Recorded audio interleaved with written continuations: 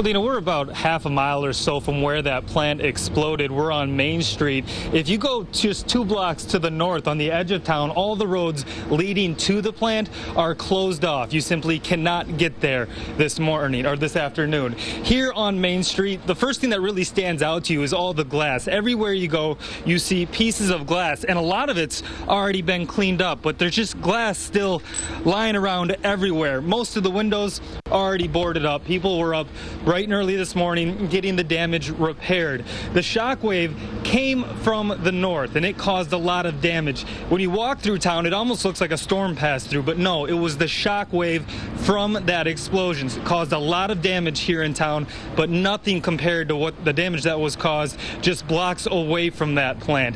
Here on Main Street, some businesses are closed, some are open, but not necessarily for business. We talked to a restaurant owner just down the block this morning, and he said he opened his doors not for business, not to make any money, but just in case an emergency responder or volunteer needed a hot cup of coffee on what's turning out to be a very cold and sad day here in West Texas. We're going to be talking to a lot of other people here in town throughout the day. We'll have live updates throughout the day right here on Channel 5 News. Yeah, Dina, a lot of the houses in this neighborhood that I'm standing in right now suffered a lot of damage from the shock wave. Homes like the one behind me with blown out glass and where the home has actually been pushed off of its foundation. But we did find one house that looks like it was actually in the hot zone, as they're calling it, right next to the plant when it exploded, and that's this house right here. As you can see, there's nothing left. This home burned to the ground. And unlike a lot of burned out houses where you can still see the frame standing, there's literally nothing here other than the front steps and an old burned out bathtub. We did find one other thing though, and this is important because after talking to all of these people here, you really get to know their faith and how much they're relying on that.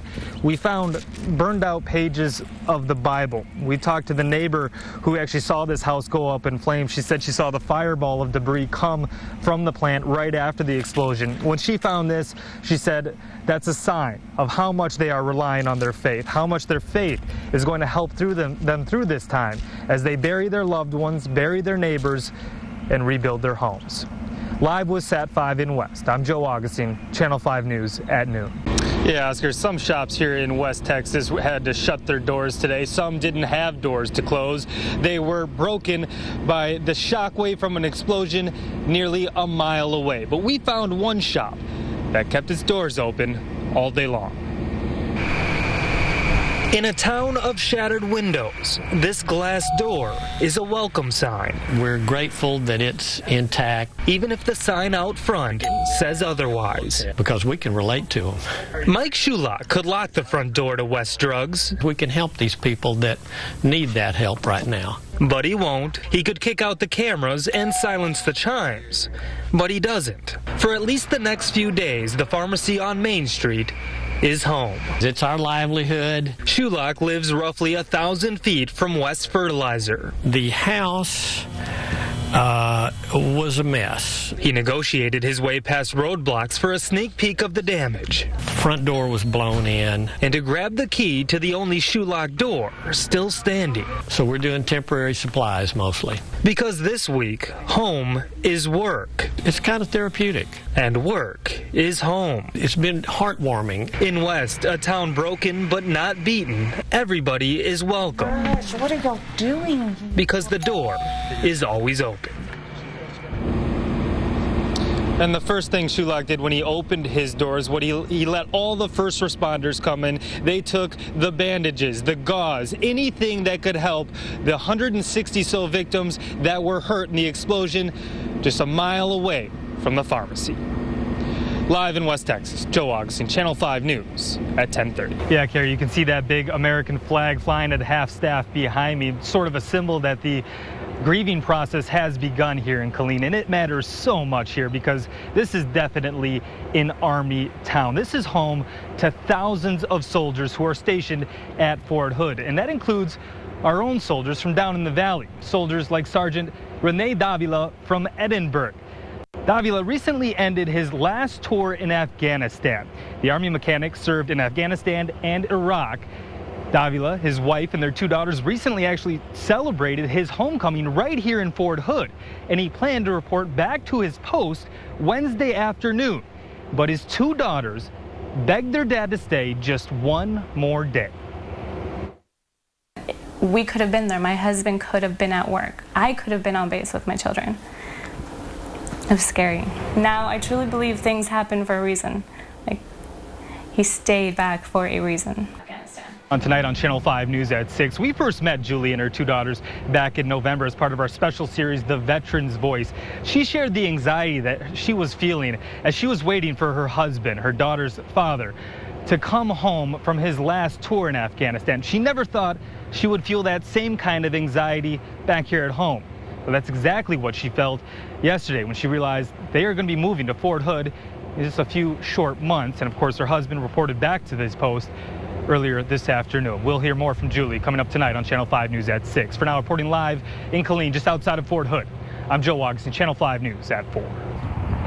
Yeah, guys, if you spend a little bit of time here, you really pick up on the fact that Fort Hood and Killeen go hand in hand. Fort Hood, of course, is an Army post, but Killeen sort of naturally becomes an Army town as a result of it, because soldiers don't just work here, they live here. They're part of this community, and you can really see that relationship and how the city honors its soldiers, honors its veterans. Like this war memorial right here for veterans of the Korean War. Now, they plan to build another memorial right next to this one to honor those killed at Fort Hood back in 2009. We can now expect more names to be added to that memorial when it's built. Now, the message is going to be never forget. And there's a Valley soldier who will be stationed at Fort Hood. His family will live in the town of Killeen, and we can tell you, that family never will forget. No. 6 years of separation spanning 2 wars is long enough. I think I've been away from him for far too long now. Julie Davila wants her family together again. I will follow my husband anywhere he goes. Ready? We first met Julie and her 2 daughters back in November. Our special series, The Veteran's Voice, showed their anxiety as they waited for Sergeant Rene Davila to finish his last tour in Afghanistan. The husband, father, and Army mechanic came home last month. He celebrated his homecoming at Fort Hood, where he will be stationed. Davila planned to report back to his post Wednesday afternoon. His daughters, though, begged him to stay one more day. Now I truly believe things happen for a reason. Like, he stayed back for a reason. The family's home in Edinburgh filled with anxiety Wednesday night when a soldier opened fire at Fort Hood, killing 3 people before turning the gun on himself. I worry enough about him when he is in a foreign country, and now to have to worry about him when he's among his fellow soldiers, you know. It's just terrifying. Davila doesn't know if shootings like this can ever be prevented, but she'll never forget the past of her future home. Now, they are currently raising money to build that memorial here, the Fort Hood Memorial, in a couple of years. And we can tell you it'll be another symbol of how that Army post and that town become one. It becomes a symbol of their unity, and also how it becomes a home for so many soldiers across the country, including some of our very own soldiers down in the Valley. Reporting live in Killeen, I'm Joe Augustine, Channel 5 News at 6.